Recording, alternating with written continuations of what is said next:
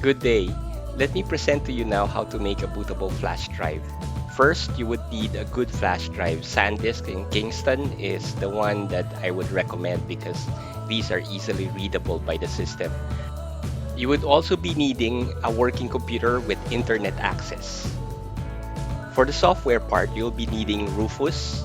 You can just search Rufus in Google and let's go to their website. Once in Rufus, you'll be able to find a lot of options. I would recommend that you use the portable version and the latest one. Just X out of the ads, download it, and save it to your hard drive. One other file you would need is an ISO copy of the Windows that you are targeting. If it's Windows 10, then go to this page, Windows 10 Enterprise Download. I'll give you the link later.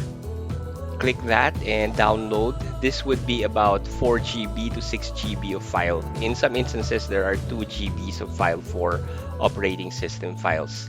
ISO is a standard and it's the file format of a compressed CD or DVD-ROM. It depends really on the computer that you're going to work on. If it's 64-bit, then try to choose 64-bit. 64-bit is usually the most common format nowadays because modern computers use a 64-bit allocation table. So after downloading, locate the file for the Rufus, and after running it as an administrator, locate the ISO file that you have just downloaded. If you see this, just click yes or no. It doesn't really matter, but this time I want to skip it, so I'll click no.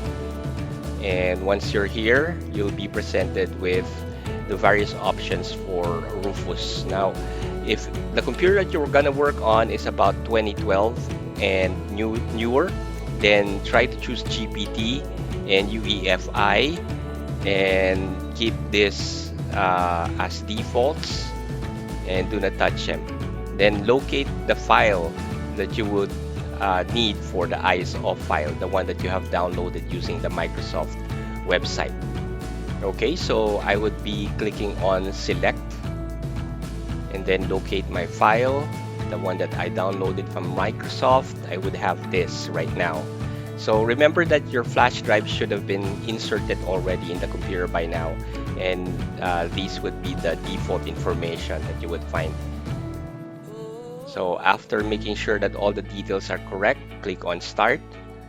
There's no need really to customize the hard drive, so just click on OK and proceed with the Rufus. These are only for specific instances or cases. Okay, if you encounter this error, just click on Proceed or OK.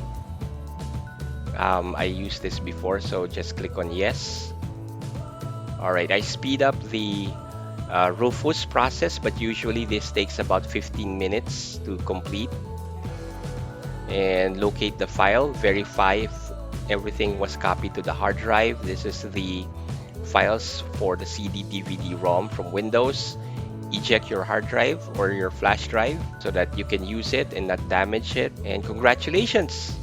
You can now have a bootable hard drive that you can use to hack Windows systems.